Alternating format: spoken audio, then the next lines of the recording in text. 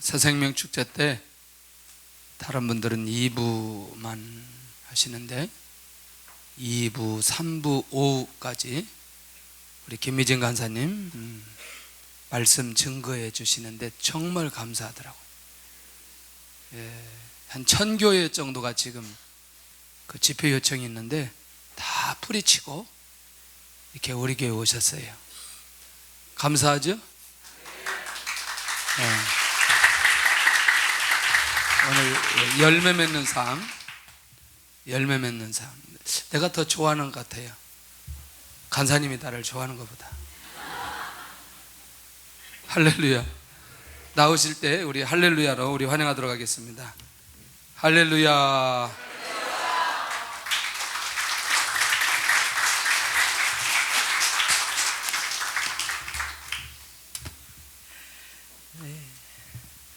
아니, 우리 형제님 너무 반갑습니다.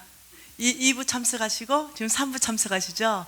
와, 아니 아침에 2부 말씀 지나는데 형제님 얼굴 빛나시더라고요. 그래서 3부까지 계시니까 와, 너무 좋습니다. 예. 제가 1년 전에 여기 왔나요? 1년 전쯤 되나요? 아, 그렇군요. 제가 여러분 오늘 혹시 처음 오신 분도 계시죠? 3부에도 처음 오신 분들이 노란 명찰 붙이신 분들 좀 눈에 띄는데요. 이 처음 오시는 분들이 제일 고민하는 고민은 이거예요. 내가 정말 바로 왔냐? 많은 교회들이 있는데 내가 지금 이 올바른 교회를 온 게 맞나? 이럴 수 있어요. 그래서 굉장히 부담이 되죠. 그래서 처음 오시는 분들은 잘 등록을 못 해요. 왜냐하면 부담되니까. 그래서 이 교회도 가보고 저 교회도 가보고 저 교회도 가보는데 안 다니는 것보다는 너무 감사합니다. 네, 다 다녀보고 처음 오시는 분들이 교회를 선정하는 기준은 뭐냐면은 죄송해요. 건물이 될 가능성이 많아요. 뭔 말 이해되죠? 그래서 처음 오시는 분들은 이 교회를 선정하는 게 사실 어려워요. 네, 그래서 제가 여러분에게 좀 도움을 주고 싶은데요. 교회가 좋다 안 좋다 이거는 뭘로 알 수 있냐면요, 2부 때는 제가 다른 교회 안에서 교회 밖에서 어떻게 이 새 가나안 교회가 그리고 담임 목사님이 칭찬받고 있는가 이걸 제가 나눴어요. 근데 지금 3부 때는요, 제가 1년 전에 제가 교회를 1년에 한 100여 군데 플러스 마이너스 다니기 때문에, 그리고 몰라요. 죄송한데 어느 교회 갔다 왔는지도 제가 모르고요, 어느 목사님을 만났는지도 사실 몰라요. 무슨 메시지를 전했는지도 몰라요. 왜냐하면 제가 주님 앞에 기도했거든요. 다 잊어버리게 해달라고 기도했거든요. 네. 아니면요, 그게 다 남잖아요. 그럼 오늘 여기 가서 메시지 전하고 여기서 또 전해야 되는데요, 이게 전했는지 안 전했는지, 어제 전한 것이 오늘 전했는지 이게 막 헷갈리기 시작하거든요. 그래서 제가 주님 앞에 크게 기도한 게 뭐냐면, 아버지, 제가 갔다 온 교회에 전했던 모든 메시지 싹 다 그 교회를 나오는 순간 싹 다 지워주세요. 네, 그리고 그 교회를 나오면서 축복하고, 왜냐하면 그래야 그 다음 교회 갈 때 하나님이 주시는 메시지를 듣고 또 전할 수 있는 거죠. 저는 여러분이 들을 때는 똑같은 메시지나 똑같은 강의일 수 있으나요, 저는 한 번도 똑같은 메시지나 똑같은 강의를 전한다는 생각을 한 번도 전한 적이 없습니다. 왜냐하면 제가 똑같은 간증이라도 하나님 앞에, 아버지, 날마다 처음 하는 간증처럼 하나님 하게 해주십시오. 날마다 이 뜨거운 심장으로 간증하게 해주십시오. 하나님, 제가 익숙한 간증이라면 전 더 이상 하지 않겠습니다. 저 이렇게 하나님 앞에 헌신했거든요. 그래서 근데 금방 여기 앉아서 제가 막 성경을 뒤졌을 거예요. 하나님이 지금 한 말씀을 딱 하셨는데 갑자기 내가 이거 1년 전에도 말씀하신 것 같은데 새 가나안 교회에서, 이런 이제 생각이 든 거죠. 이 교회가 좋은 교회인가? 이거는요, 주로부터 음성을 들어야 됩니다. 주님께서 세우신 몸된 교회이기 때문에 주님께서 쓰실 교회인가? 주님께서 축복하실 교회인가? 주님께서 앞으로 이 교회를 어떻게 한국교회 전체와 열방교회 전체 안에 이 교회의 계획을 가지고 계신가? 이걸 주로부터 들을 때 이 교회는 좋은 교회인가, 이 교회는 회개해야 될 교회인가 분별이 되는 거죠. 근데 제가 지금 이제 앉았을 때 하나님께서 저에게 말씀하셨는데 제 기억이 가물가물합니다. 1년 전에 하나님이 새 가나안 교회 말씀하신 말씀인지 아닌지가 가물해요. 근데 지금 새롭게 말씀하셔서 다시 말씀합니다. 하나님의 말씀은 신명기 11장 11절입니다. 신명기 11장 11절 12절 말씀을 하나님께서 내가 이 교회를 향한 메시지다 지금 말씀하시는 거예요. 분명히 1년 전에도 하나님께서 제가 무대에 올라오자마자 한 말씀 하셨거든요. 이 말씀인 것 같은데 모르겠어요. 자, 하나님이 지금 신명기 11장 11절 12절로 말씀하시는데 같이 읽겠습니다. 너희가 건너가서 차지할 땅은 산과 골짜기가 있어서 하늘에서 내리는 비를 흡수하는 땅이요 내 하나님 여호와께서 돌봐주시는 땅이라. 연초부터 연말까지 내 하나님 여호와의 눈이 항상 그 위에 있느니라. 할렐루야. 지금 주님 말씀하시길요 1년 전에 내가 했는 말이다 이렇게 말해요. 맞아요? 예. 할렐루야. 지금 하나님께서 이렇게 말씀하십니다. 지금 이 새 가나안 교회를 향한 나의 메시지다 이러면서 또 말씀하시는 것이 이렇게 말하는 거죠. 첫 번째는 너희들이 건너가서 차지할 땅이 있다라고 지금 말씀하시는 거예요. 이 땅은 산과 골짜기가 있고 하늘에서 내리는 비를 흡수하는 땅이다. 여러분 지금 하나님께서 말씀하는 것은 새 가나안 교회를 통하여 차지하게 할 그 땅을 말씀하고 계시는 거예요. 그 땅이 하늘에서 내리는 비가 흡수되는 땅이다. 이거는요 여러분 교회 공동체 전체이기도 말하지만요 하나님이 일하시는 늘 그 방법은요 먼저 개인을 축복하시고 공동체를 축복해서 그 일을 행하신다는 걸 여러분 믿으셔야 됩니다. 늘 하나님이 하시는 방법입니다. 하나님께서 먼저는 여러분 새 가나안 교회에 소속되어 있는 여러분 한 사람 한 사람한테 하시는 말씀이에요. 너희들이 건너가서 차지할 땅이 있다. 어쩌면 개인에게 적용해 보면요 새로운 시즌 안에 사업의 문이 열릴 수도 있다는 말입니다. 새로운 시즌이라는 거예요. 너희들이 건너가서 차지할 땅은 하늘에서 내리는 비가 흡수되는 땅이다. 이건 개인에게 공동체에게 동일하게 하시는 말씀이에요. 여러분 하늘에서 내리는 비가 흡수되는 땅이다 이 말 자체가요 뭐냐면은 열매 맺는 땅이라는 겁니다. 여러분 주께서 주시는 비가 땅으로 흡수돼야 거기에서 열매가 나거든요. 다시 말하면 여러분 개인의 삶에 열매 맺게 될 것이고 여러분 교회 공동체가 열매 맺게 될 것이라는 거예요. 그러면서 하나님께서 또 말씀하시길 그 땅의 특징을 두 가지를 말씀하고 계신데 내 하나님 여호와께서 돌봐주시는 땅. 와, 이 놀라운 땅이거든. 첫째, 열매 맺는 땅이다. 둘째, 하나님이 직접 돌봐주는 땅이다. 이 두 가지 특징을 얘기하고 있는 거죠. 하나님께서 얼마만큼 돌봐주는가? 연초부터 연말까지 돌봐준다는 거예요. 이 연초부터 연말까지 1월달, 2월달, 3월달, 4월달, 5월달 한 달 빼고 이게 아니라는 거예요. 1월 1, 2, 3, 4, 5, 6, 7, 8일 하루 빼고 이게 아니라는 거예요. 1년 12단 366일 윤달까지 다 해서 몽땅 하나님께서 돌봐주는 땅이다. 와, 그리고 이 땅의 특징은 또 하나를 말하는 게 여호와 하나님의 눈이 항상 이 가나안 교회 안에 머물러 있다 이렇게 말씀하시는 거죠. 와, 이 놀라운 땅. 여러분 누구십니까? 복도 많습니다. 저는 여러분 교회가 왜 복 받았는가 모릅니다. 그런데 왜 앞으로 또 놀라운 복 받을지도 모릅니다. 이건 하나님 주권이에요. 하나님이 내가 축복해서 내가 쓰겠다 하나님이 결정하면 끝나는 거예요. 하나님 말씀하시길 여기는 열매 맺는 교회이다. 이 교회가 열매 맺으려면요 개인의 삶에 먼저 열매 맺게 하십니다. 그리고 여기는 연초부터 연말까지 내가 항상 돌봐주고 내 눈이 항상 이곳 가운데 있다. 와, 복도 많죠? 여러분 우리 새가족 여러분, 네, 하나님께서 이렇게 말씀하시는 데가 네, 그렇게 많지 않아요. 네, 하나님께서 이 교회를 바라보시고 이 교회를 향한 말씀을 하시고 이게 가장 정확한 말씀입니다. 네, 그래서 여러분, 특히 새가족 여러분은 복도 많습니다. 어찌 이런 좋은 곳으로 주님이 인도했단 말입니까? 여러분 평생에 정말로 감사하게 될 것 같아요. 예, 제가 1년에 100교회를 더 다니니까 교회의 사정에 대해서 너무 잘 알아요. 너무 잘 압니다. 아무리 교회가 번듯하다 하더라도 그 안에 여호와의 임재와 여호와의 눈이 그 안에 머물러 있지 않다면 정말 은혜를 구해야 될 그런 교회들이 많습니다. 근데 오늘 하나님이 말씀하시길, 나는 이 교회 가운데 내 눈이 항상 머물러 있고 내가 항상 돌봐줄 것이고 그래서 열매 맺게 할 것인데 그 대신에 건너가야 된다.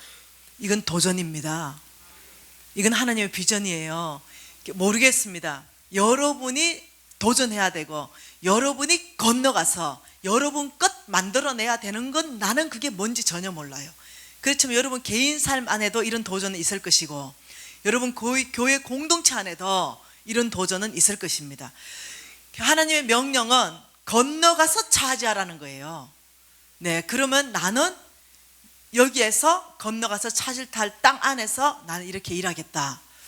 여러분 이것은 참 놀라운 일이에요. 여러분이, 제가 소문 듣기로는 베이비박스 한다고 소문 들었습니다. 이미 그거 하나도 놀라운 새 땅이죠. 정말 놀라운 새 땅이에요. 하나님 귀하게 여기시는 땅이죠. 여러분이 정말 여러분 것 만들어냈습니다. 참 놀랍습니다.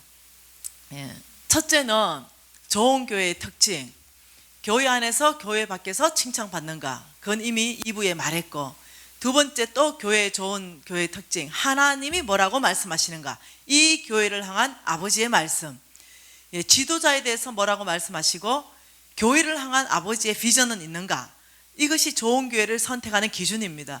근데 하나님께서, 제가 이기동 목사님을 1년도 더 됐네요. 이제 그 만날 때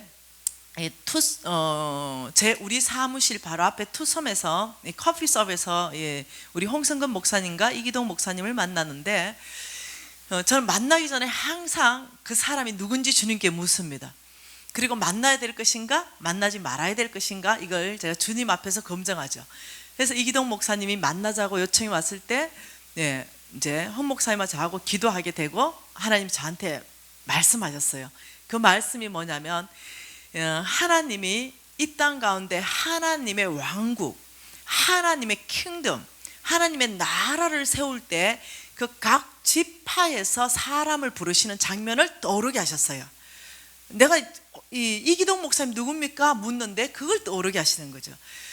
그리고는 하나님께서 몇 가지 말씀을 주셨는데, 하나님이 쓰시는 사람의 특징에 대해서 말씀하셨습니다. 첫째 이렇게 말했습니다. 이사갈 자손 중에, 이렇게 말했습니다. 이사갈 자손 중에 우두머리가 200명이니, 이렇게 말했어요. 그러니까 이사갈 자손의 우두머리 200명, 이사갈 자손 중에요 200명의 우두머리가 있었는데 왜 우두머리를 썼는가, 그걸 밝히는 것 하나님이 말씀하신 거예요. 시세를 보는 눈이 있다, 이렇게 말했어요. 그리고 그 다음에는 뭐 납달리, 스불론 지방에 쭉 그 지파에서 말합니다. 두 마음을 품지 않는 자를 나는 찾는다. 또 뭐 창과 방패를 가지고 전쟁할 수 있는 사람을 내가 찾는다. 이러면서 그 사람들의 숫자를 몇십만 명 이렇게 얘기하고 있습니다. 그런데 리더 그룹은 딱 200명만 얘기하고 있습니다. 내가 리더로 쓰는 사람은 이사갈 자손 중에 있다. 그리고 내가 리더로 쓰는 사람은 이사갈 자손 중에 200명인데 시세를 아는 눈이 있는 사람이다. 시세를 안다. 이 말이 무슨 말이냐면요, 하나님이 지금 이때에 무슨 일을 하고 싶어 하는지 통찰력이 있다는 거예요. 하나님이 구름이 여기 떴어요. 구름이 여기 떴는데 하나님이 이제 일 다 끝내시고 지나가셨어요. 그런데 어떤 교회는 아직도 여기 머물러 있어. 하나님 지나갔어. 이거는 시세를 보는 눈이 없는 거예요. 근데 아버지 이기동 목사님을 만날까요? 누굽니까? 했을 때 그를 만나라.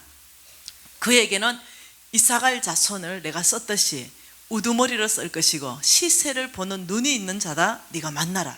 이래서 제가 만나러 나갔던 거예요. 만나고 하나님께서 말씀하셨죠. 이기동 목사님 안에 하나님이 지금 이때에 한국 교회 안에 열방 안에 무슨 일을 하는지 보는 시세를 보는 눈이 있는 리더다. 내가 한국 교회 안에 영향력이 있도록 하겠다 말씀하신 거죠.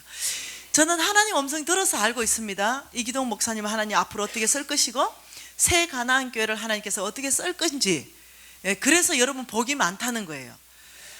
하나님이 일단 쓰시겠다 결정하면요, 여러분 하나님은 항상 성경 전체 안에서 늘 하나님이 이 펼치는 그 방법들이 있어요. 그게 뭐냐면 먼저 교회를 축복한다는 거죠. 먼저 여러분 각 사람을 축복해서 하나님이 팀으로 불러서 쓰신다는 거예요.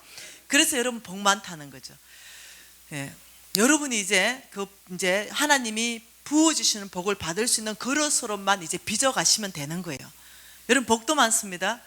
하나님이 교회를 향한 비전이 있는 교회, 하나님이 이 리더를 향해서 하나님께서 내가 쓰는 이 리더 우두머리의 그룹에 있는 자다 이래 말씀하시니 여러분 복이 많다는 거예요.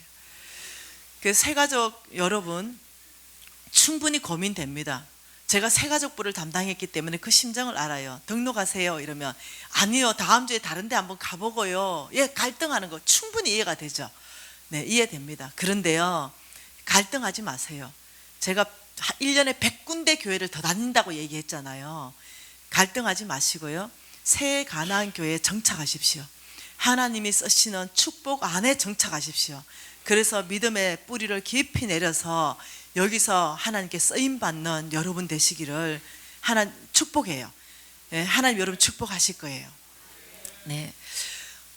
오늘 말씀은요, 열매 맺는 삶이라는 제목을 제가 붙였는데요. 그것은 이 요한복음 말씀입니다. 제가 왜 이 말씀을 선택했냐면요, 제 인생 가운데 하도 열매를 못 맺는 삶이 있었기 때문에 그랬어요. 저는 정말 열매 맺는 삶을 살고 싶었거든요. 정말 열매 맺는 삶을 살고 싶었는데 안 되는 거예요. 열매가 맺어지지 않는 거예요. 근데 저는 이렇게 생각했습니다. 저는 생각하기를 내 정도 살면 되지. 죄송해요, 적당한 크리스찬. 교회에 주일날 예배 열심히 드리고 교회에서 하는 봉사 그 정도 하고, 그 다음 이제 내가 버는 사업체에 제가 30% 헌금했던 사람이거든요. 제가 돈을 벌면 1억을 벌면 3천만 원을 헌금했던 사람이거든요. 11조 하나님 앞에 10% 드렸고, 그 다음 10%는 구제 헌금했고, 그 다음 10%는 선교 헌금했고, 나머지는 이제 때에 따라서 감사 헌금했고. 그래서 저는 이제 제가 이제 IMF 전에 엄청나게 잘 나가던 사업가였잖아요. 그러니까 저는 엄청 잘한다고 생각한 거예요. 30% 헌금하면 됐지 뭐 이렇게 생각하고 70% 몽땅 나의 왕국, 나의 킹덤을 만드는 데 쓰기 시작했습니다. 그리고 어느 날 하나님께서 빌딩을 주셨어요. 그래서 한 50억짜리 정도 빌딩이 되는 것 같아요. 그리고 이제 그것도 사고 이래서 또 청청히 이렇게 또 새도 주고 이랬는데, 어느 날 이거는 하나님의 요청은 아닌 것 같은데 내 안에 아주 갈망하는 마음이 생겼어요. 이 빌딩 50억짜리를 하나님께 드리고 싶다는 마음이 생겼어요. 그냥요. 그래서 이거는 진짜요, 하나님이 정인이에요. 나 진짜 드리려고 그랬어요. 이 하나님 정인이라니까요. 그러면서 내가 아버지 이거 진짜 드리고 싶어요. 100억짜리 하나만 더 주이소. 이렇게 얘기했어요. 아니 나 100억짜리 하나 더 주면 이거 드리려고 그랬어요. 아니 정말로. 그래서 결론부터 얘기할게요. 50억짜리도 못 드리고요, 경매로 다 넘어갔어요. 결론은 50억짜리도 못 드리고 경매로 다 넘어가고 이제 거지 됐는데요. 결론은 그때 정말 진심은요, 내 그때 진심은 진짜 드리고 싶었어요. 여러분 믿어주세요. 베드로가 이렇게 말했습니다. 네, 주님, 모든 사람이 주님을 부인해도 저는 절대로 주님을 부인하지 않습니다. 이렇게 말했다니까요. 주님이 웃는 거야. 사람의 속을 아시는 주님이, 너 오늘 그 말 했느냐? 오늘 닭 울기 전에 24시간 안에 네가 날 부인할 거다, 이렇게 말한 거죠. 베드로가 무슨 소리 합니까? 절대로 그렇지 않다고. 여러분, 그때 그 베드로의 고백이요, 가짜였을까? 뻥이었을까? 아니라는 거야. 진짜 사실이라니까요. 내 베드로는 난 너무 이해가 된다니까요. 내가 진짜 사실이었거든요. 근데 베드로가요, 네, 어떤 계집아이 하나가 너도 예수의 제자지 이러니까요, 아니래. 24시간도 안 걸려. 12시간 안에 부인했어.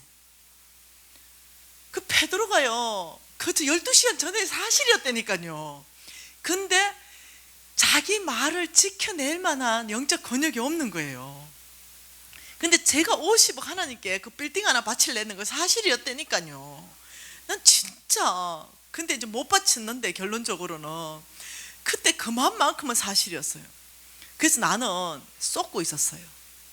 뭐 이런 착한 마음이 내 안에 있으니까 난 늘 내가 신앙생활 너무 잘하고 있다. 왜 늘 이런 착한 마음이 있으니까. 그래서 나는 누구보다도 신앙생활 잘하고 있고 난 누구보다도 헌신되어 있다, 이렇게 생각한 거예요. 근데 어떤 사건을 통해서요, 제가 야, 나 가짜다. 내가 내 진짜 깊이 안에는 신앙생활 잘하는 게 아니라 하나님한테 적당하게 하고 복 받고 싶었던 거예요. 내 깊이 안에는 그게 있었던 거죠. 내가 누구를 만나면서 완전히 깨졌냐면 이 생각이요, 객관적으로 어떤 사람 하나 만나니까 알겠더라고.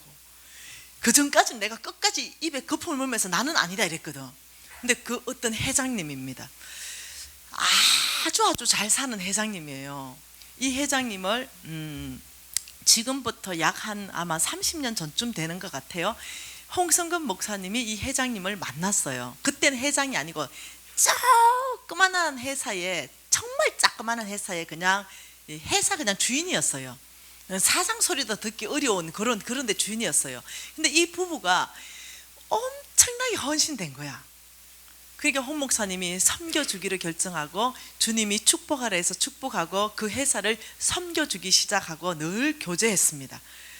그리고 이 부부는요, 어떻게 했냐면 평생의 자기들 소원이 하나님을 위해서 재물을 쓰는 것, 하나님 나라를 위해서 나의 재물을 아깝지 않고 다 내어서 그분을 섬기는 것, 이게 그분 부부의 정말로 소원이었습니다.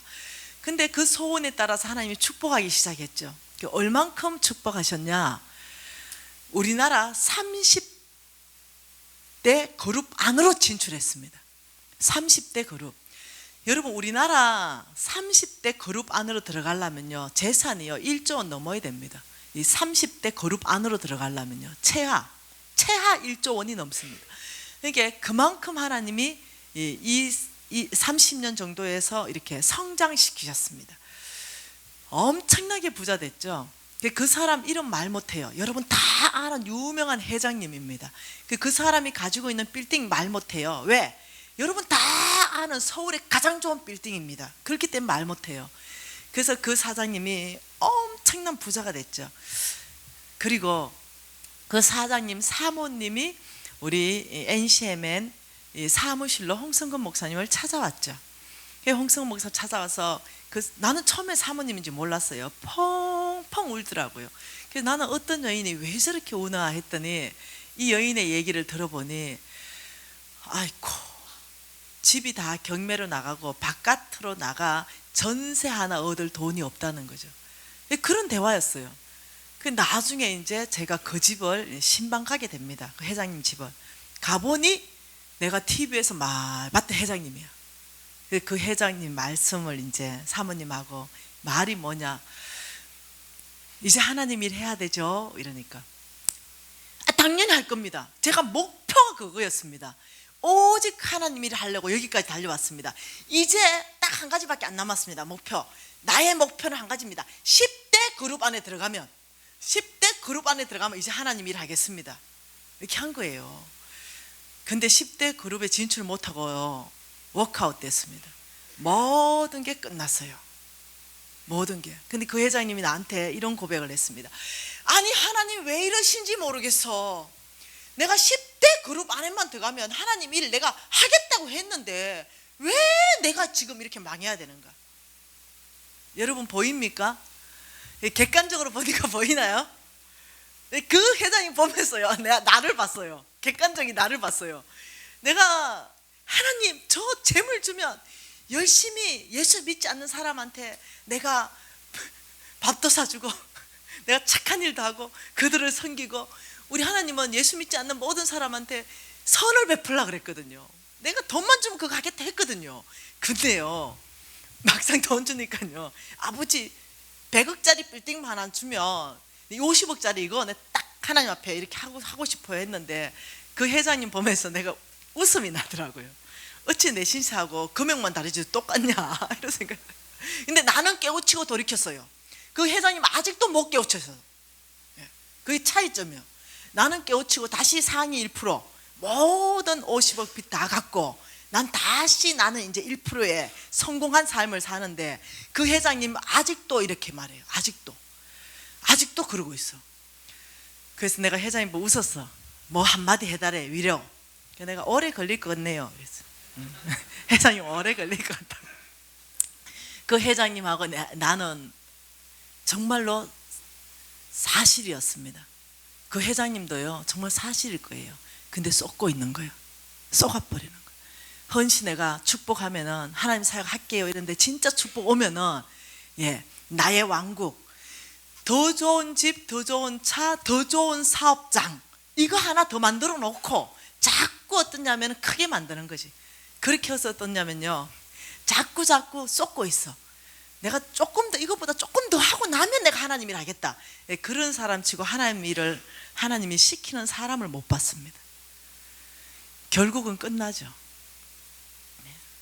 저는 제가 몰랐어요. 근데 나는 굉장히 내가 괜찮은 사람인 줄 알고 있었는데, 제가 이제 완전히 끝나고 보니까 나는 나의 왕국, 나의 킹덤에 관심이 있었지, 정말 하나님의 왕국, 하나님의 정말 이 나라를 확장하는데 제가 관심이 없었다는 거 나중에 알게 됐습니다. 몰랐어요. 왜? 교회 생활 잘했지요. 헌금 생활 잘했지요. 내 안에 선한 마음 늘 많지요. 성경 150독 읽었지요. 기도 하루에 3시간씩 하지요. 나를 못 따라온다니까요. 그래서 쏟고 있었던 거예요. 쏟고. 적당하게 했던 건데, 하나님이 보실 때는요, 적당하게 한 거죠. 왜? 하나님 나한테 부어준 게 엄청나게 많았는데 무조건 계산 떴습니다. 30%만요. 그 나머지 70% 아무리 많이 줘도 내 주머니 다 닦아 넣었어요. 최선을 안 한 거죠. 정말로. 어떤 사람은요, 한 달에 10,000원 정도 헌금하는 것이요, 진짜 최선을 다하는 헌금일 수 있을 거예요. 근데 나는 그때는요, 한 2, 3억 했어야 됐거든요. 정말 예수 안 믿는 사람한테 사랑을 정말 흘러보내기 위해서 교회는 자금이 많이 필요하잖아요. 했어야 됐거든요. 근데 아니야. 입 싹 닦고 할 만큼 조금만, 그만큼만 하는 거. 여러분, 죄송해요. 난 나한테 쏘갔어.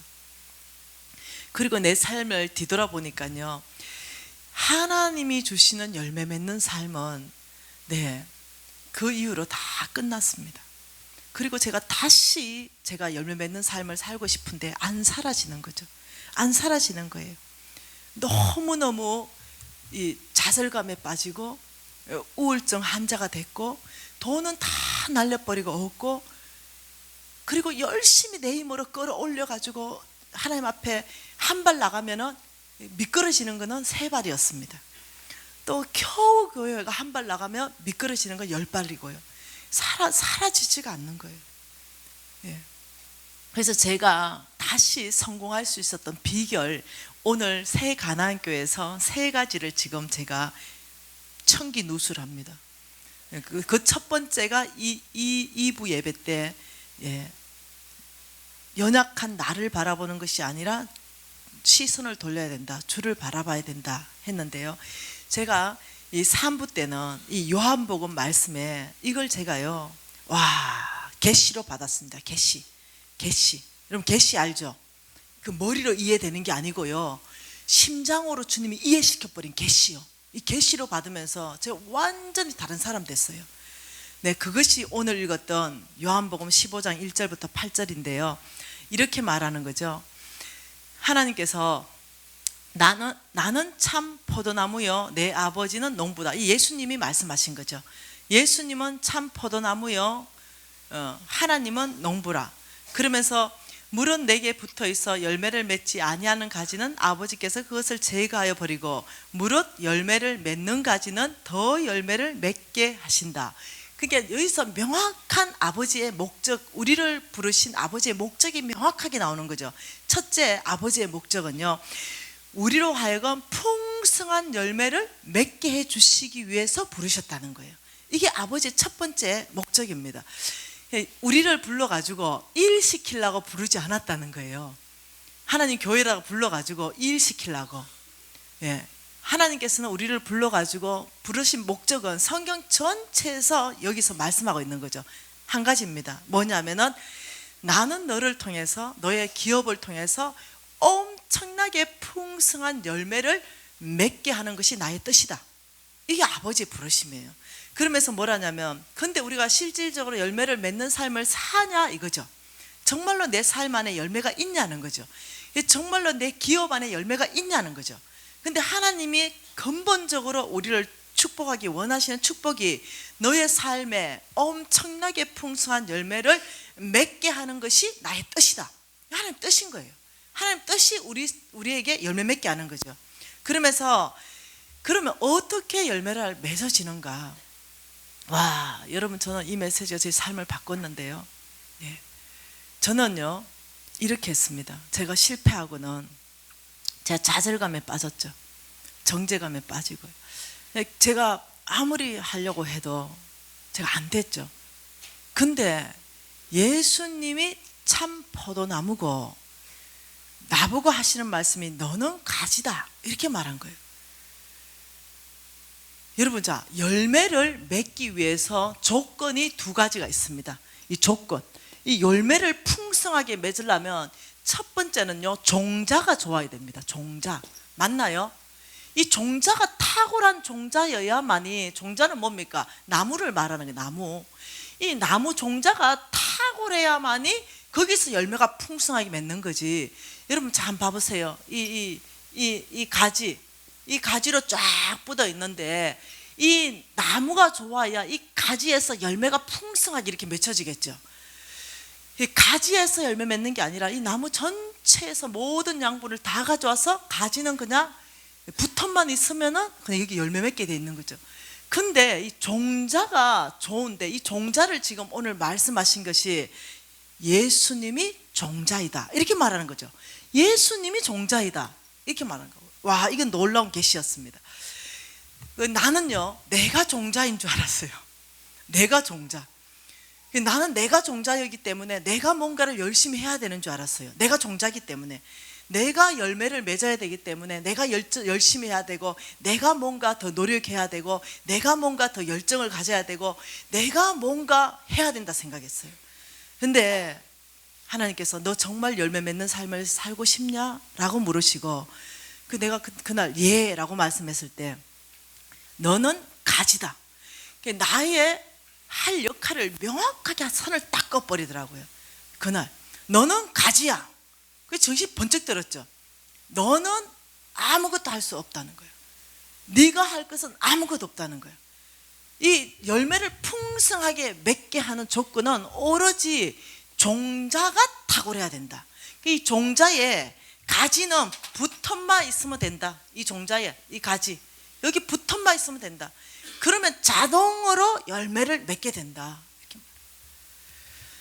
그날 하나님께서 너 무엇을 하려고 하지 말아라. 너가 안에 붙어 있는 것이 열매를 맺게 될 것이다. 와, 제가요 그날 계시가 임했어요. 두 번째는요, 하나님 말씀하시는 것이 농부가 탁월해야 돼요. 여러분, 농사 지을 때는 두 가지입니다. 열매를 많이 맺는 이 나무는요, 첫째, 나무가 아주 좋은 나무에서 농사꾼이 가장 탁월해야 됩니다. 농사꾼이 게으르면 안 돼.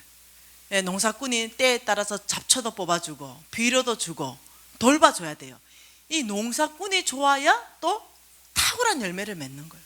근데요, 놀랍죠? 예수님은 나무이고 종자이고 내 아버지는 농부이다. 하나님은 농부이다. 이거 어떻게 생각하세요? 자, 이 하나님 옛날 버전요, 지금 이 세 번역은요 농부다 이렇게 했는데 옛날 버전은 이겁니다. 그 농부다 이렇게 말했어요. 그러니까 많은 농부를 말하는 게 아니라 딱 한 분 하나님을 말했어요. 그러니까 이 농부, 우리 하나님은 어떠냐면 이 지금 포도나무를 농사 짓는 농부예요. 하나님이 누구십니까? 전능하신 분. 하나님이 누구십니까? 성실하신 분. 하나님 누구십니까? 얼마나 충성되신 분. 하나님 누구십니까? 네, 이 하나님이 이 포도나무를 농사 짓고 있다. 종자가 예수님인 포도나무에 하나님이 농사꾼이다. 이래 되면요 끝나는 거예요. 이래 되면 열매 맺는 건 자동이에요. 열매를 못 맺을 수가 없는 거죠. 그런데요, 저는 내가 너무 노력했다는 거예요. 안 되는 거 붙잡고 너무 실험했다는 거죠. 왜? 열매 맺어 보려고. 근데 하나님께서 그날 나보고 이렇게 말했습니다. 너는 붙어 있는 거, 이거 붙어 있는 것 너는 이것만 해라. 그러면 포도나무 예수님의 모든 지혜가 너의 지혜로 갈 것이다. 예수님의 모든 능력이 너의 능력으로 옮겨갈 것이다. 그래서 그때 이렇게 말했어요. 너는 아이디어가 생기기 시작할 것이다. 여러분, 신명기 8장 18절 말씀 다 기억하죠? 내 하나님 여호와를 기억하라. 그가 내게 재물 얻을 능력을 주시겠다. 그러니까 그날 주님 말씀하셨어요. 네가 붙어만 있으면 예수님의 좋은 영양분과 수액이 다 너에게로 갈 것이다. 그래서 너는 온 땅에 열매 맺는 삶을 살게 될 것이다. 어떻게 붙어 있으라는 거죠. 여러분, 이 붙어 있는다, 이 붙어 있는다, 이게 뭔 뜻일까요? 붙어 있는다. 우리가 이제 열매 맺는 삶을 갈망하는데요, 세 가지가 방해 요소가 있습니다. 이 열매 맺는 데 있어서 열매를 못 맺게 하는 세 가지. 이 첫 번째가 뭐냐면 두려움입니다. 두려움. 두려움. 실패할까봐 두려움. 실수할까 하는 두려움. 새 일을 앞으로 두고 결정을 못하는 거예요. 왜? 내 힘, 내 능력, 내 지혜로 생각하니까 실패할 텐데, 실수하면 어떡해? 신중하고 이런 건 좋습니다. 그렇지만 내 지혜나 두려움으로 그것을 결정하지 못하고 미루고 또 못하고, 이건 아니라는 거예요. 하나님 앞에서 기도하면서 신중한 건 해야 되죠.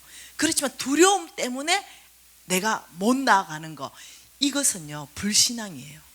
이것은 우리가 여기에 붙어있지 못하게 하는 거예요. 우리가 열매 맺는 삶을 방해하는 요소가 가장 큰 게 두려움입니다.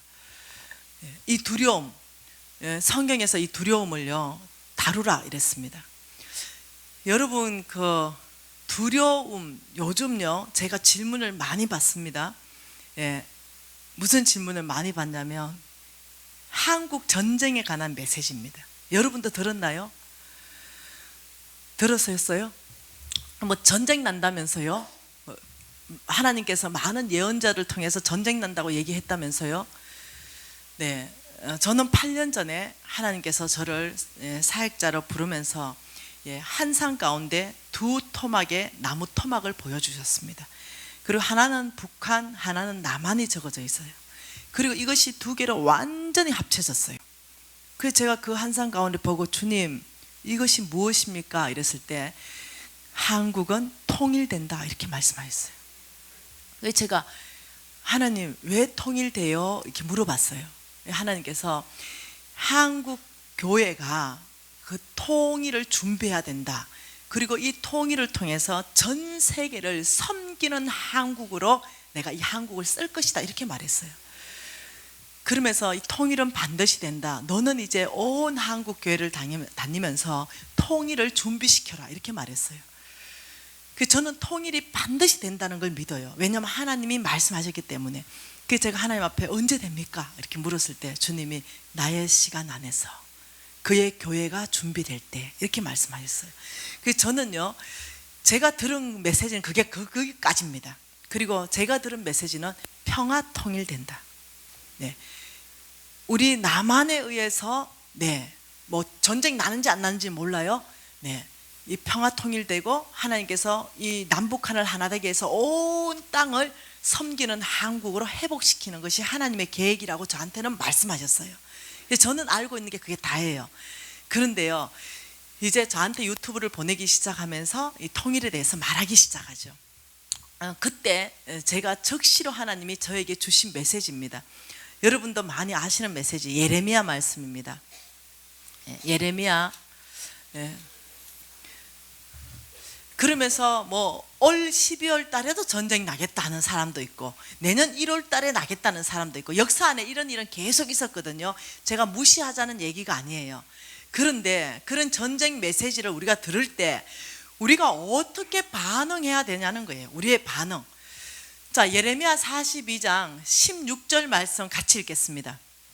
너희가 두려워하는 칼이, 예레미야 42장 16절, 너희가 두려워하는 칼이 애굽 땅으로 따라가서 너희에게 미칠 것이요 너희가 두려워하는 기근이 애굽으로 급히 따라가서 너희에게 임하리니 너희가 거기서 죽을 것이다. 놀라운 말씀이죠. 두려움에 대해서 말씀하고 있습니다. 다시 말하면 이렇게 말합니다. 네가 칼이 두렵냐? 칼, 전쟁입니다. 네가 전쟁이 두려워서 네가 다른 데로 피신하느냐? 네가 전쟁이 두려워서 다른 나라로 도망가 버리느냐? 그러면 그 칼은 네가 도망간 그곳을 따라갈 것이다. 너에게 두려움. 네가 배고픈 거 기근이 두려워서 네가 다른 하나님 뜻 밖에 다른 곳으로 네가 도망가느냐? 급히 그 기근이 너를 따라갈 것이다. 하나님 이 말씀을 하면서 이렇게 말하는 거죠. 어디가 안전하니 이겁니다. 어디가 안전하니? 여러분 어디가 안전합니까? 어디가 안전합니까? 여러분 2달 반 전에요. 저는 일본에 있었습니다. 이 2달 반 전에 일본에 있으면서 지진이 났습니다. 6.0 지진이 났습니다. 이 6.0 지진이 나가지고 일본이 나고 한 달 후에 2주 후인가 중국이 6이 났죠. 그리고 중국 난 그 지역 전체가 무너졌죠. 6 이상 지진은요, 우리나라 나면 건물 다 무너집니다. 그만큼 강한 지진이에요. 제가 도쿄에서 집회하고 있는데 6.2 지진이 도쿄를 이렇게 때렸죠. 그러니 정말 자고 있는데 호텔이 20cm가 이렇게 흔들리더라고요. 호텔이. 그 제가 깜짝 놀랐어요. 왜? 외국인들이 다 튀어나왔거든요. 죽는다고 고함 지르고 난리가 났어요. 창문 깨지고 난리가 났으니까. 저는 어지러워서 일어날 수도 없어서 누워 있었어요. 그리고 적시로 하나님께 나갔습니다. 하나님, 이 호텔 무너집니까? 우리 하나님 가장 정확하게 아시니까. 하나님, 이 호텔 무너져요. 왜냐면 무너진다면 빨리 피하려고. 그 주님이 안 무너진다 이러는 거예요. 그러면 됐네 하고 자버렸어요. 밤새도록 사람들은 두려워서 못 자. 왜? 여진이라는 게 있기 때문에.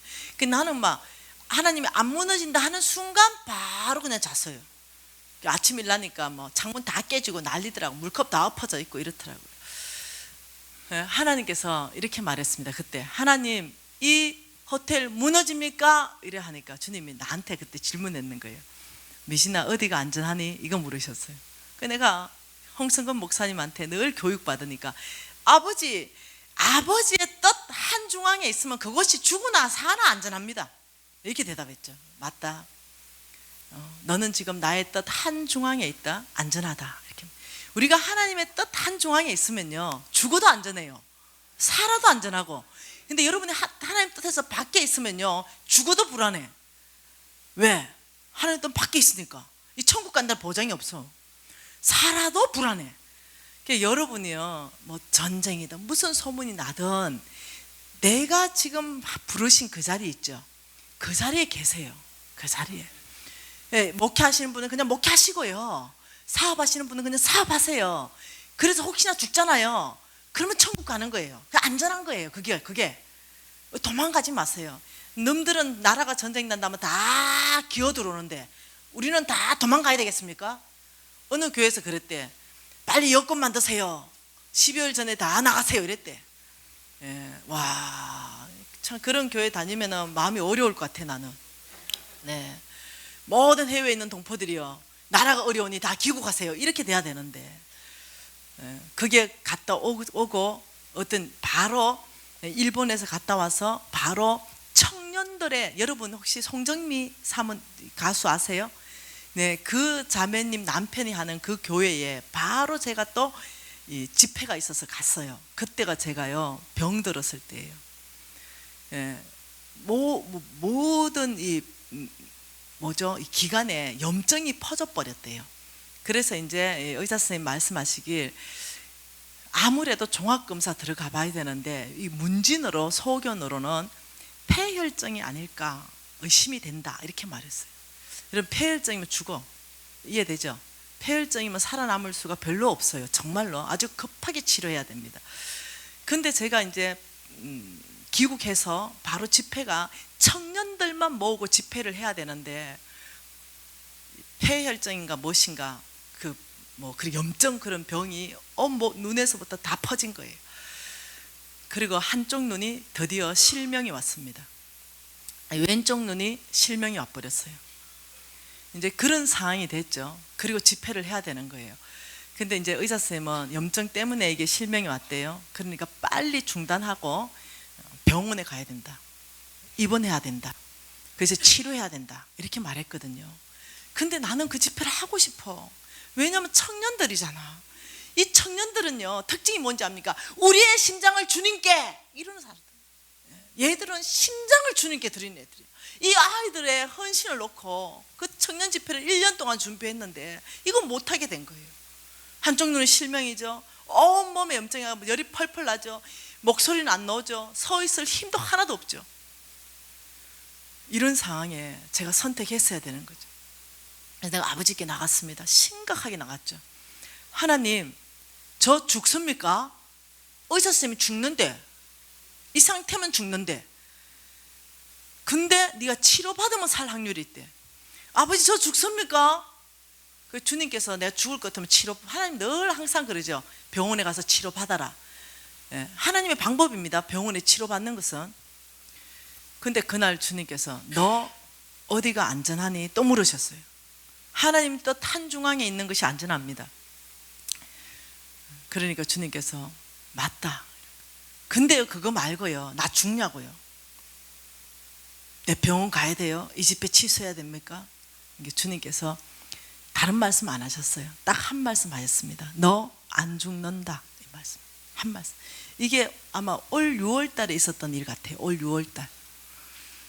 안 죽는다. 그래, 내가 바로 그랬어요. 그러면 됐네. 몸은 고생하겠지만 안 죽으면 됐네. 집회 강행한다 했어요. 그러니까 우리 신랑이 절대 안 된다. 입원해라.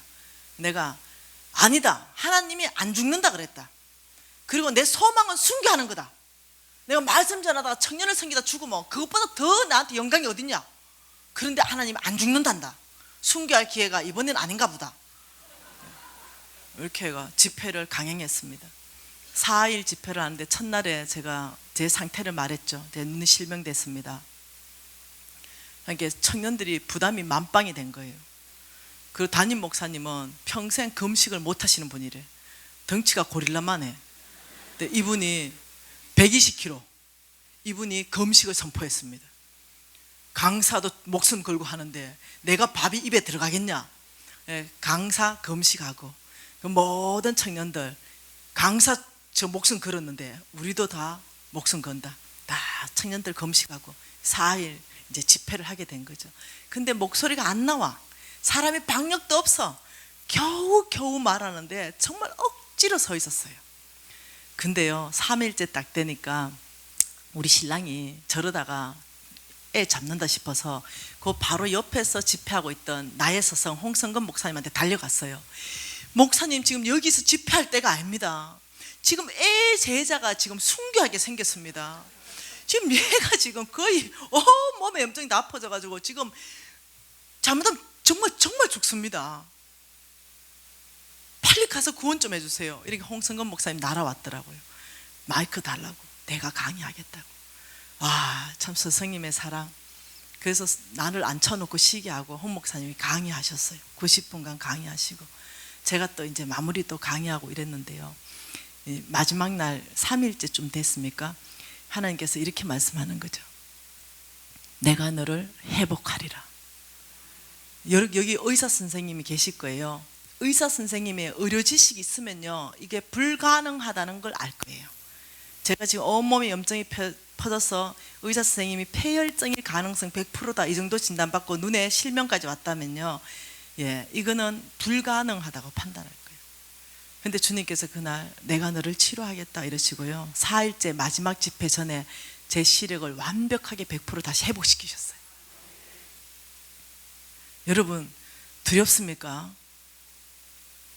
하나님 뜻 한중강에 있어야 죽어도 안전하고 살아도 안전합니다. 여러분하고 목표가 똑같잖아. 예수에 죽는 거. 근데 막상 죽으라면 도망가 버려. 막상 여기가 죽을 곳이다 이러면 도망가 본다니까.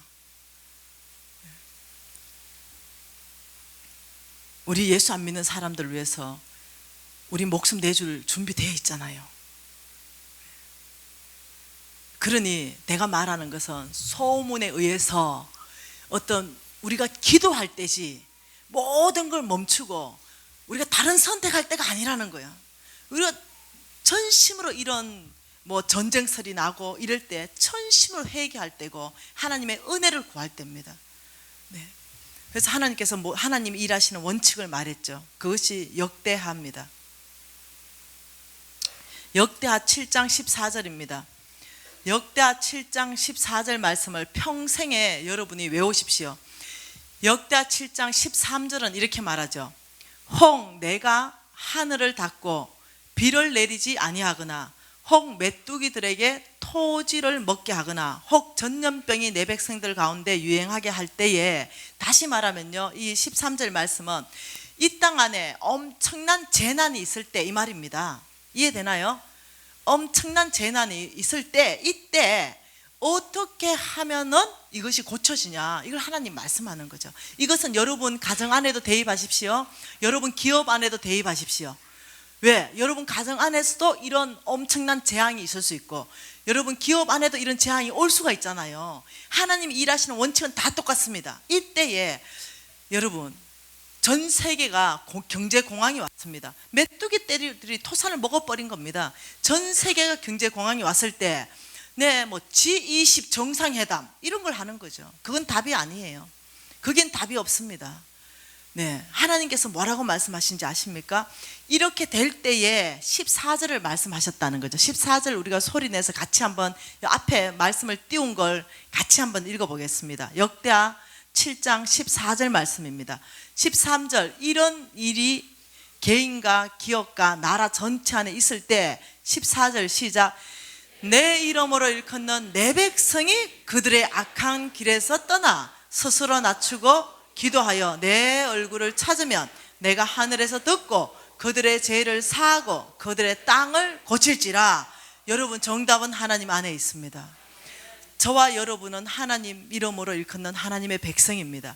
우리가 악한 길에서 떠나고 하나님 앞에 은혜를 구하면 하나님은 이 땅을 고칠 거예요. 여러분 가정을 고칠 겁니다. 여러분 기업을 고칠 거예요. 그리고 하나님이 고치십니다. 그래서 이런 전쟁 소문이나 이럴 때는요, 마음이 흔들리는 게 아니라 더 마음을 견고하게 주님 앞에 붙들어 매고, 아버지 이 땅을 불쌍히 여겨 주십시오. 아버지 이 땅을 고쳐 주십시오. 아버지 이 땅이 평화통일이 되게 해 주십시오. 아버지 이 땅이 온 세계를 섬기는 한국으로 나아갈 수 있도록 아버지여 이때 교회들이 먼저 회개하게 해 주십시오 하고 하나님께 나가는 거예요. 도망가는 게 아니고. 여러분 이런 일이 전 세계 안에 있으면서요 경제가 떨어져 버렸어요. 왜? 부자들이 다 도망가 버렸거든. 예. 근데 그런 일은 일어나지 않았죠. 네. 여러분 죽으나 사나 안전한 곳이 어디라고요? 죽으나 사나 안전한 곳이 어디입니까? 이때 열매 맺게 됩니다. 우리의 삶은. 예. 이때 하나님께서요 이렇게 말했죠. 요한복음 15장을 통해서 나는 너희들을 부른 근본 목적이 너희들 삶에 풍성한 열매를 맺게 하기 위해서다. 그래서 종자가 탁월하고 농부가 탁월하기 때문에 네가 내 안에 붙어 있기만 하면 이거는 열매 맺는 게 자동으로 100%라는 거예요. 자동으로 100%. 너의 어떠함이 아니라는 거죠. 근데 끊임없이 우리는 내가 종자인 줄 알고 내 상태를 보는 거죠. 두려움에 빠지니까 내 열매 맺을 만한 내 상황이 못 되는 거예요. 나는 열매 맺을 만한 사람이 못 되는 거죠. 그리고 두 번째는 뭡니까? 네, 정죄감. 내가 지은 죄. 다 한마디로 말하면 이겁니다. 내 꼬라지를 보니 늘 죄 짓기가 더 빠르고 거룩함 나아는 가는 것보다 죄 짓는데 훨씬 더 빨리 가고. 예. 내를 보니 오늘은 다시는 이 죄를 안 지을 거라 했는데 뒤돌아서서 5분 있다 또 그 죄를 짓고 내 다시는 화내지 않으리라. 내 이 분노를 다스리라. 근데 아들 보면 분노가 치밀어 오르고 마누라 보니까 분노가 치밀어 오르고 그리고 또 분노를 확 내고 나면은 또 내가 이래서 어떻게 내가 열매 맺는 삶을 살겠느냐. 또 정죄감에 사로잡히고. 예. 사탄이 이 세 가지로 우리를 공격합니다. 두려움에 빠지게 하고 정죄감으로 잡아버리고 세 번째는 운명론적 사고관을 줍니다. 너 해봤자 안 되잖아. 운명론. 그렇지. 나 이제까지 다 해봤는데 나의 데이터 결과, 나의 과거에 살았던 삶의 데이터 결과를 사단은 갖다 대니까 아이고 내가 무슨 풍성한 열매를 맺겠노. 내가 어떻게 풍성한 열매를 맺어서 영적으로 육적으로 재물적으로도 풍성해지고 하나님의 나라를 온 땅에 세울 만한 그런 사람, 그런 열매 맺는 삶을 내가 어째 살겠노. 예, 내가 과거에 살았는 게 이 모양인데. 여러분 이거는요 다른 사람의 얘기가 아니고요 저 얘기입니다. 제가 그랬다는 거예요. 네, 나 아무리 나아가려 하더라도 네 과거에 네 봐봐라. 네 과거의 삶이 말해주잖아. 네 과거의 삶이 너 앞을 말해주잖아. 네. 그래서 저를 잡아당겼죠. 근데 제가 이걸 계시받았어요. 뭘 계시받았냐? 내가 종자가 아니라는 사실을 계시받았습니다.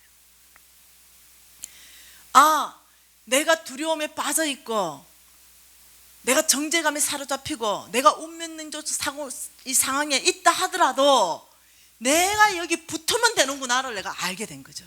내가 종자가 아니기 때문에 나는 가지기 때문에 우리 예수님의 종자에 내가 붙어 있기만 하면 나는 앞으로 자동적인 열매를 맺게 되는구나. 내가 붙어 있기만 하면은 그 예수님의 모든 안정감이 나의 안정감이 되기 시작하고 예수님의 모든 그 평강이 나의 평강으로 부어지기 시작하고 예수님의 이 모든 그 거룩함이 나의 거룩함으로 부어지기 시작해서 내가 더 이상 두려움에 빠지지 않고 내가 더 이상 정죄감에 사로잡히지 않고 죄를 짓기에 더 빨랐던 나는 오히려 이제 거룩한 삶을 살기에 더 빨라지고 운명론적 모든 사고가는 다 바뀌게 되는 것은 내 힘으로 안 된다는 거예요. 내 힘으로 하려고 여러분 노력하고 또 노력하고 또 노력하는데 늘 절망이야. 좌절이고. 여러분 할 수 있는 거는 여러분이 할 수 있는 거는 붙이는 일이야. 나는 가지 아무 능력 없는 이 가지가 탁월한 종자에 붙이는 거. 그럼 이 붙인다는 게 이게 뭐냐는 거죠. 오늘 이렇게 말합니다. 조건이 있다. 너희들이 이런 풍성한 열매를 맺는 삶에는 조건이 있는데 4절이 조건이다 이렇게 말하는 거예요. 4절이 뭡니까? 내 안에 거하라. 나도 너희 안에 거하리라. 그러니까 내 안에 거하라는 거예요. 이게 조건입니다.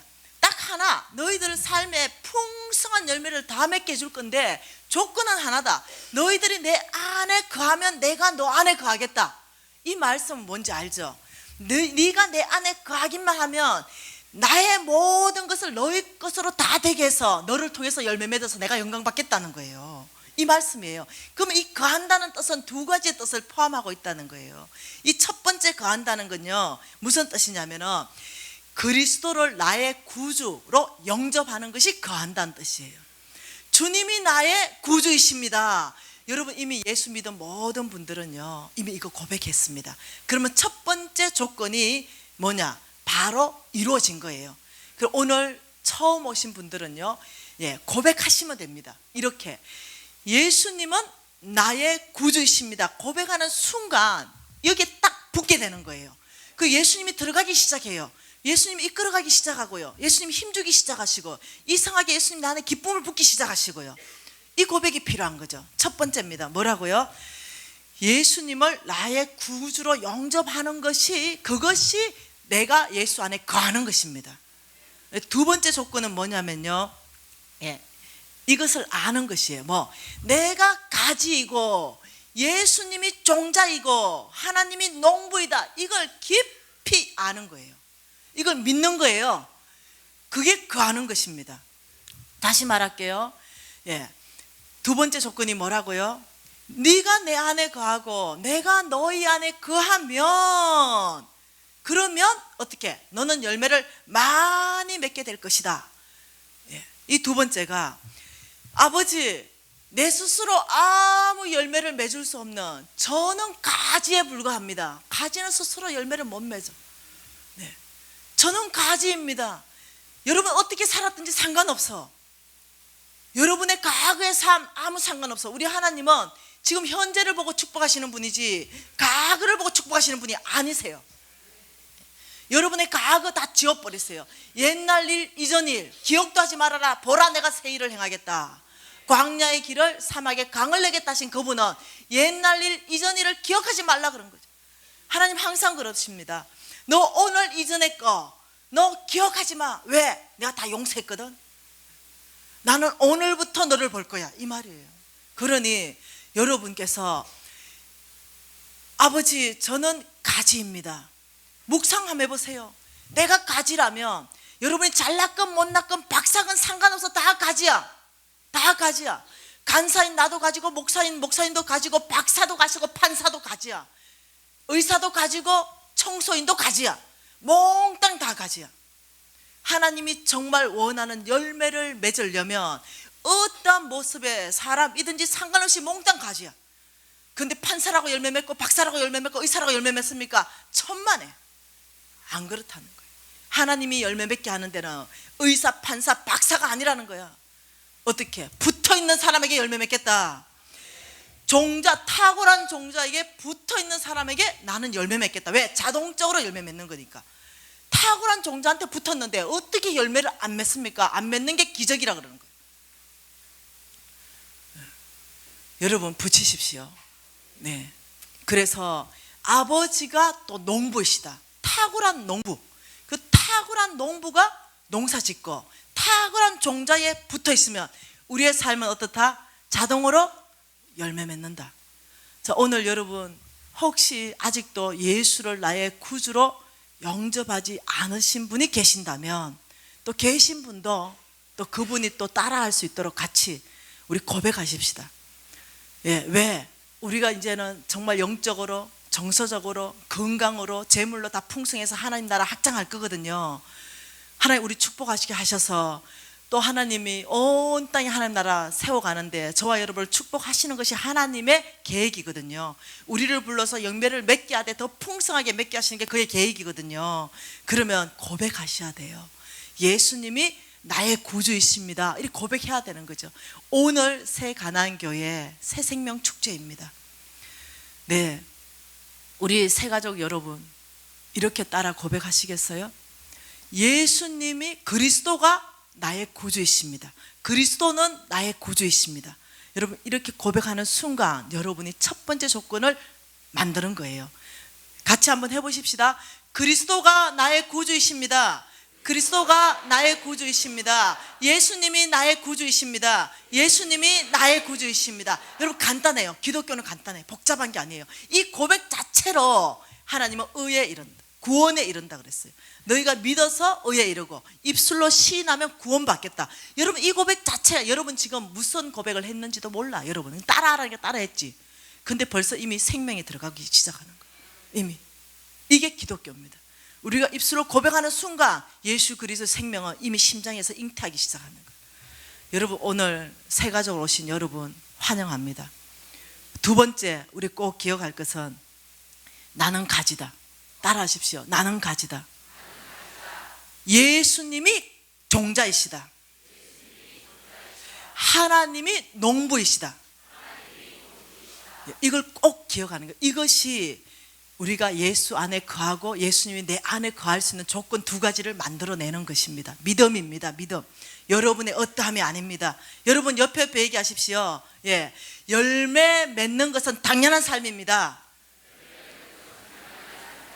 예, 뒤로 보면서 또 고백하십시오. 열매 맺는 것은 당연한 삶입니다. 하나님께서 또 다른 사람하고 얘기하십시오. 하나님께서 나의 삶 가운데 풍성한 열매를 주실 것입니다. 할렐루야. 여러분 우리 좀 기도하십시다. 하나님 주신 이 메시지를 기억하면서요, 와, 놀라우신 하나님, 와, 나의 어떠함, 나의 지난 모든 잘못된 삶, 과거, 이 모든 것들 데이터 자료 다 밀어버리시고, 하나님은 지금 내가 그 포도나무, 그 놀라운 예수 포도나무, 그 포도나무 종자에 붙어 있는가 붙어 있지 않는가, 이걸 바라보면서 열매 주시는 그 놀라우신 예수님, 우리 그 놀라우신 예수님한테 좀 감사하고 싶어요. 네. 나의 어떤 자랑되지 못하게 하시기 위해서 그런 거예요. 나의 나의 어떠함을 전혀 주님 앞에서 자랑하지 못하기 위해서. 열매는 네가 맺는 것이 아니고 내가 맺는 것이다. 그래서 하나님은 몽땅 영광 받으시기를 원하시는 거예요. 그래서 여러분 고백하십시다. 아버지 감사합니다. 저를 자랑하지 못하게 하셔서 감사하고, 아버지 저를 가지로 두셔서 감사하며, 아버지 그 놀라운 종자 예수 그리스도에게 붙어만 있으면 아버지 모든 사람을 열매 맺게 하시는 그 하나님, 아버지가 농부이시고, 아버지 저는 오늘 이 말씀을 심장으로 받습니다. 아버지 붙어 있겠습니다. 주님이 나의 주인이시고 제가 가지고 나무인 것을 제가 이제는 믿습니다. 제가 붙어 있기만 하면 제 삶에 놀라운 열매를 맺어주게 하실 그 하나님께 감사합니다. 통성으로 기도하십니다. 하나님 아버지 참으로 감사합니다. 아버지 놀랍게 아버지 저희들 삶 안에 열매 맺게 하시기 위해서 저의 자랑, 저의 의 다 하나님 내려놓게 하시고, 오직 하나님의 의, 오직 하나님의 이 종자, 붙어있는 자마다 열매를 내게 하시는 그 하나님 놀라운 비밀, 아버지 저희들에게 깨닫게 하셨습니다. 아버지 우리는 이제는 열매 맺게 살겠습니다. 우리가 붙어 있겠습니다. 주님만이 나의 주인 되십니다. 하나님 감사합니다. 이후의 삶은 놀라운 열매를 맺어 하나님 나라의 기약에 쓰임 받을 줄 믿습니다. 예수님 이름으로 기도합니다.